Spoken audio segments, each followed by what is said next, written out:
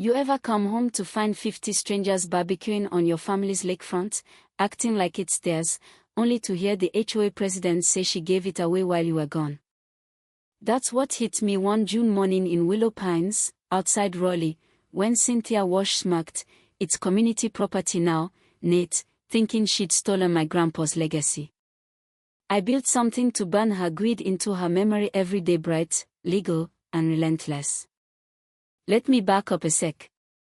My lakefront, the only thing Grandpa left me, sits pristine on our land in Willow Pines, a quiet spot until Cynthia's gated HOA sprouted next door. She ruled like a queen, fining folks for tacky mailboxes, banning kids' lemonade stands. Our land, free since 1952, wasn't hers to touch, but she wanted it. That Saturday, coffee in hand, I saw tents, grills, kids running on my shore. I kept cool, knowing anger would play into her hands. "Hey," I called, "this is private property. You gotta go." A guy in shorts looked puzzled. Cynthia said it's community space. She okayed our reunion. He showed me her group chat message, scheduling my land for months. My blood boiled. I never agreed. "It's mine." He shrugged. "Talk to Cynthia." I marched to her McMansion, her fake lawn glaring, gnomes like guards.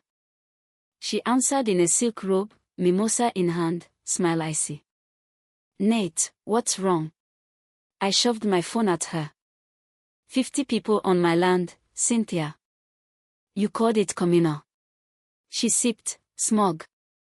"We voted 3 months ago. You missed it. Absence means consent."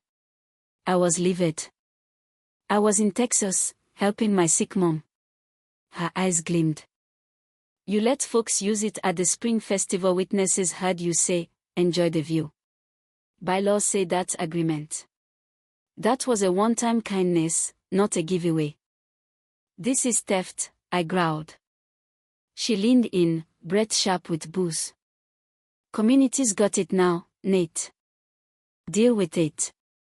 Door slammed. Ed Carter, watering roses nearby, shook his head. "Cynthia's pulling her old tricks. Did it to the Millers years ago. Check your grandpa's papers." He was clever.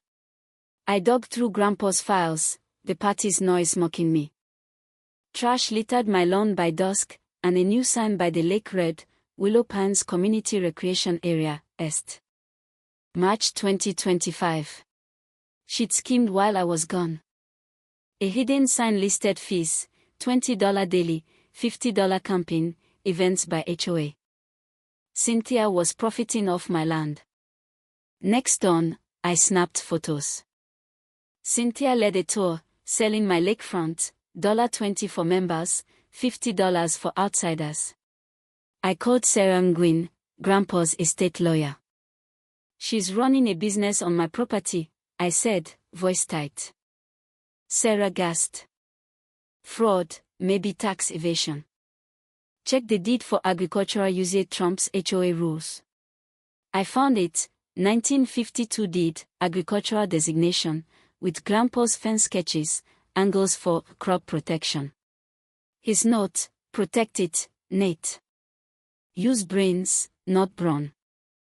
Then the twist, Mike, a food truck driver, griped at Cynthia's door about her $200 spot fee.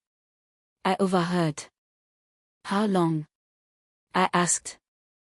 "Since April. 10 vendors, $200 each weekend, cash, no receipts." "Thought you knew." "That's $2,000 weekly, tens of thousands total." Mike believed Cynthia's lie. I'd approved it. I got his statement, tracked vendors $50 camping, $500 events, $75 photo permits. Her cash empire was huge. The Midsummer Festival broke me. Hundreds swarmed my lakefront booths, music, potty-potties. Trash muddied the grass, Grandpa's hand-carved birdhouse, his last walk, lay smashed. I confronted Cynthia, holding the pieces. This was his. He shrugged. "Kids, Nate. Public spaces get messy. I snapped. My land. She dialed 911. He's threatening me. Cops, fed up, called it civil, warning her about 911 misuse. Mike's words fueled my cash, no trail. I had her. With Sarah, I gathered vendor statements, photos, cash swap videos. Grandpa's sketches inspired Revengia 10-foot agricultural fence, legal, angled to blaze sunlight into Cynthia's house from 3 to 6 p.m. Contractor Joe loved it. Your grandpa was a mastermind. Permits cleared, work began. Cynthia stormed over, rope flapping. What's this trash?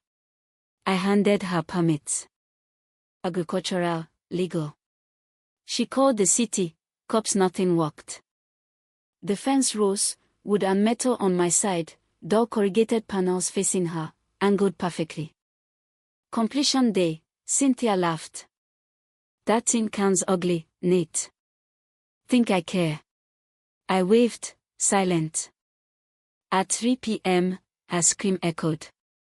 The fence turned solar mirror, scorching her patio, roses, windows uninhabitable till 6. Curtains, awnings, mirrors failed. A viral video, HOA Queen's solar camera, hit 5 million views, Cynthia flailing in her glowing house. At the emergency HOA meeting, 150 packed the hall. Cynthia, 1, demanded my fence's removal.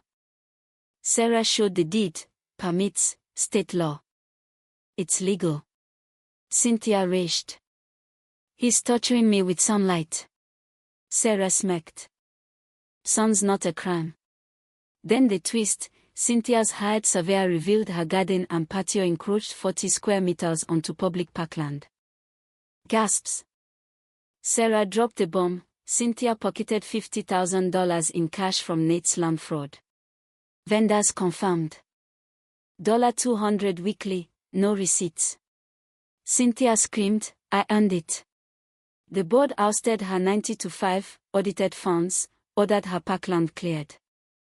She stood, broken, empire gone.